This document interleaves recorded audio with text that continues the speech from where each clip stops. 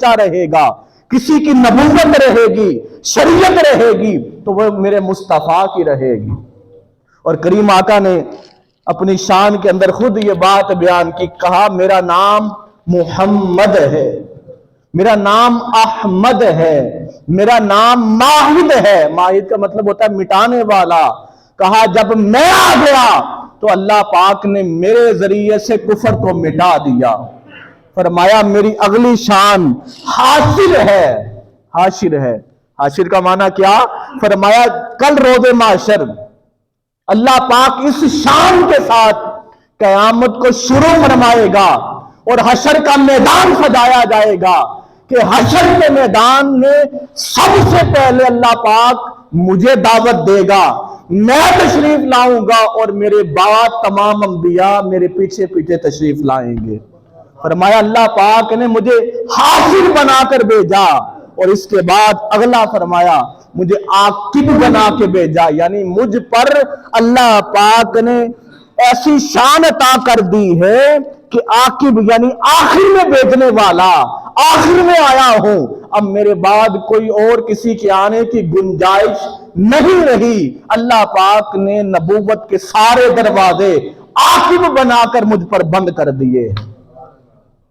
تو حامد بھی، محمد بھی، احمد بھی، ماہد بھی، حاشر بھی، عاقب بھی، یہ ساری شانیں اللہ پاک نے اپنے محبوب مصطفیٰ کو عطا کی ہیں۔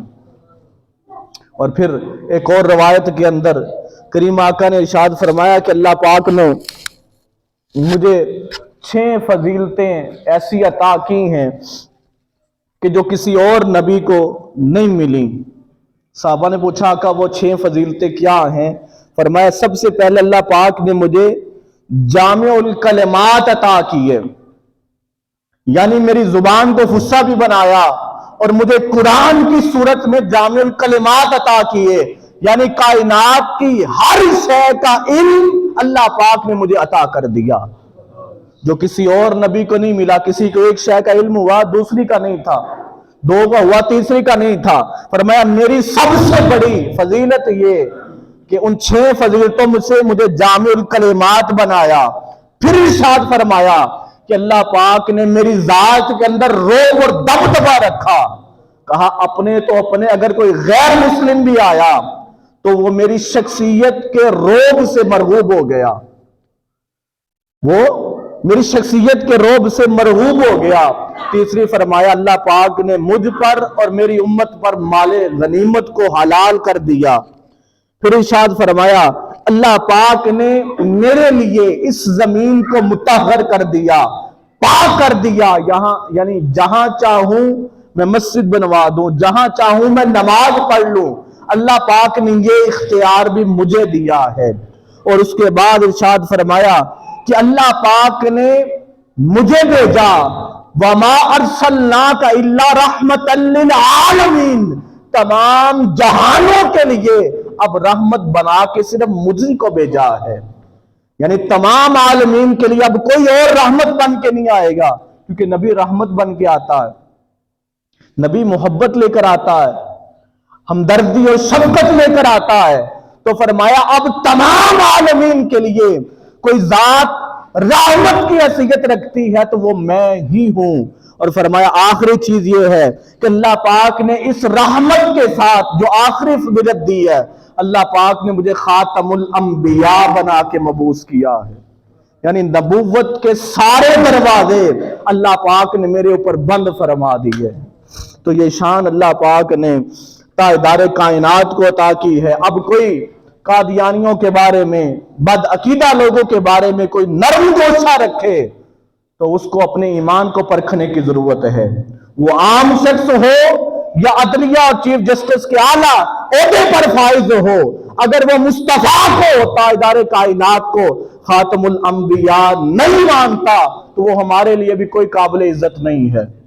ہمارے لیے قابل عزت صرف وہی ہوگا جو تاجدار کائنات کو ہر چیز سے اور کائنات کے اندر ہر فرد سے افضل جانتا ہوگا۔ اگر وہ آج قانون کو چھیڑنے کی کوشش کرتے ہیں، اس کے لیے صحابہ نے اپنی جانوں کا نذرانہ پیش کیا ہے، میں پہلے بتا چکا ہوں۔ حضرت ابوبکر صدیق کے دور کے اندر سینکڑوں صحابہ وہ مسلمہ کذاب کو قتل کرتے ہوئے شہید ہوئے ہیں۔ اگر صحابہ عقیدہ ختم نبوت کے اوپر دفاع کر سکتے ہیں اور اپنی جانوں کا نذرانہ پیش کر سکتے ہیں تو آج ہماری جانیں کیا ہیں؟